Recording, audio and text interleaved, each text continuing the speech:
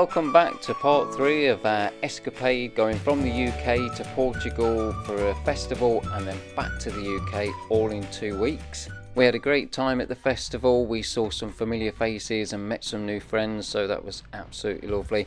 But before we knew it, it was over and it was time to hit the road again. Max took up his usual position on the seat and couldn't wait to get going so he could sleep in the sunshine. He's a proper van dog, loving it. From the festival site we headed south. We went across the mountains of northern Portugal. It was amazing, but we couldn't figure out whether the land was scorched from all the forest fires or whether it was just how it looked normally. There was evidence of the forest fires everywhere we went. It was really bad in 2025. We were heading south of the festival site to go to a city called Viseu. We visited here before in 2022 and 2023 and it's a beautiful city. It has an awesome restaurant there called Half a Roba, which we ate at a few times, and this is a lovely veggie restaurant, does great burger and chips and snack food as well as full meals. Had a zero waste shop as well. Max got himself comfortable, so we ordered some food and then finished it off with an espresso and headed up the hill into the old town. It's an amazing view from up here and the place is really stunning. It's got some incredible architecture as you can see here, but it was really hot, so we wanted to get back on the road again and head even further south. Even though home was north, we had to grab some supplies, hit the road again because we wanted to visit one other city in central northern Portugal. So we found an awesome campsite. We use an app called Park for Night, and it's got great reviews from people who have actually stayed at the places that are available on there. You can add your own sites if you find them and review them to see whether they're good or not, and this one got top reviews and quite rightly so. It was absolutely amazing. It was only open a few months before we arrived, so all the facilities were brand new and it looked lovely. Had a park for the girls. We had a lovely night's sleep with just a couple of neighbours in a big car park. And in the morning, me and Martha wandered down to the river and crossed the river on a kind of weir that was available there just to paddle through. It was so lovely, it really was a beautiful sight.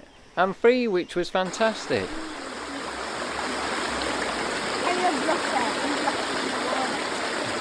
One of the gardens right next to the park up got their own self-sufficiency thing going on. My dad would have been well jealous. He turned our garden into an allotment in the late 70s and early 80s. But it was really impressive. They were growing all sorts of fruit and vegetables, and the fruit was hanging off the tree. They got figs, apples and loads of pears as well. But before long we were hitting the road again and heading further south to the next town or next city we wanted to visit, which was Coimbra. We've visited here a couple of times before as well. It's a beautiful city. But the main thing that we were heading there for was not the architecture or the shopping or the beautiful squares and things like that. We actually went there to get ice cream. It has the most amazing ice cream place in one of these sort of plazas in one of these squares called Dopo. And they've got so many flavours of vegan or lactose-free, milk-free ice cream. It was just a treat to go there and get filled up with ice cream and then carry on and have a wander around the city. Really beautiful place, we love it here. Has what I think of as a typical European or Portuguese city. Lovely laid-back style, beautiful architecture and just a quirkiness that makes it really nice. People are really friendly, there seems to be a lot of art and expression everywhere. But it was really hot when we got back to the van, so we hit the road again and found another beautiful air in the lovely place of San Pedro do Sul. We had a great night's sleep there. We just had one Belgian neighbour and that was it, but then we were hitting the road again. We had to get some serious miles in to get back to the Channel Tunnel in time for our crossing on the Sunday. So we headed into Spain. We found this lovely park up again in this tiny little farming village that had some sort of show going on at the hall next to the place that we were camping, and there was singing and loads of people there having a really nice time. Again, such a chilled out vibe, and we were treated to such an amazing sunset. On one side of the park up we'd got this beautiful pink orange skies from the sun setting, and then on the other side of the road the moon was coming up in a haze over the cornfields. And then just as we were heading back to the van, all these bats came out, hundreds of them, and they were there just for a few minutes, and we managed to get a little bit of it on film just to show how amazing it was. But then they were gone again and they disappeared. So anyway, we had a lovely night's sleep in that beautiful quiet park up. Max loving life here, as you can see, waking up to having tickles and scratches. So he was a happy van dog, I can tell you that. But like I say, we had to get some serious mileage in to get back to the Channel Tunnel on Sunday, so we hammered it along the autovias and the auto routes through Spain and France, and we ended up spending €205 on toll roads.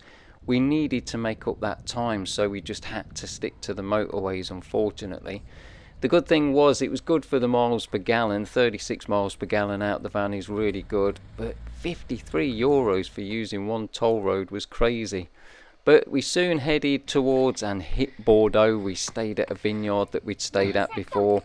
Me and Martha and Edie were doing hill sprints up the hill in the tiny little quiet road outside the vineyard. We were treated to another amazing sunset. But then the next day again we were hitting the roads. These were not toll roads, but they were so straight, some of them, it was incredible. And after 216 miles we were averaging 33.5 miles per gallon, which was really, really good. And then the next night we stayed at a vineyard as part of a chateau. It was really beautiful. It was a lovely, lovely sight. Another great sunset as well. We saw so many while we were out there. And the next morning was cool and crisp and really nice. So I set out with Max for a little walk before everybody else got out of bed, and just checked out the chateau and gave him a little chance to stretch his legs. This place was really beautiful, as you can see, and the morning light just set it off really lovely. But before we knew it, we were on the road again. Another long day of driving. We needed to really get some miles under the belt to get to the Channel Tunnel, or closer to the Channel Tunnel anyway, closer to Calais. Nick Mulvey helped us sum this up with his song on the radio, I Don't Want to Go Home. That's about right as well. Final stop for supplies at an Intermarché, and then we stopped over in a beautiful village called Clerres, where we've stayed before. There's a manor house here that's got a zoo kind of thing, an aviary with it, but unfortunately we didn't have time to stop and see that this time because we had to head home. So here we are driving again. Almost took out some old guy doing his recycling. But yeah, we headed out into the French countryside for the last time, heading our way towards Calais. Really going to miss these quiet French roads going through the French countryside, and also the Portuguese and Spanish roads. There is a stigma about the European drivers, but we didn't find any problems at all. We did steer clear of most major cities, which probably helped a lot. But yeah, we absolutely love driving through France. And before we knew it, we were at the Channel Tunnel terminal in Calais, and we got there early, hoping that we might get on an earlier crossing, but that was definitely not the case. In fact, we had to wait about 2.5 hours from the time of our supposed departure before we could actually get onto a crossing. It was absolute bedlam and just bonkers. Never seen so much chaos at any of these crossings that we've done, and this is about, thinking about it, the 6th time we've been across on the Channel Tunnel. Never experienced anything like it. So Sunday afternoon is definitely not the time to book back across. Saturday afternoon was great crossing over into France, but not good going back on the Sunday afternoon. The roads were crazy when we got back to the UK, and Max did a bit of a strange protest by rubbing his genitals all over the living room carpet, which was nice. Obviously a protest at not going for 3 months this time and only going away for a couple of weeks, but it is what it is. It's all we could do this time. Join us next time when we take our camper van out for the first time in the UK and visit the Peak District for a couple of days and have a lovely time there. Thanks very much for joining us again. Don't forget to subscribe and like the video, and we'll catch you again really soon.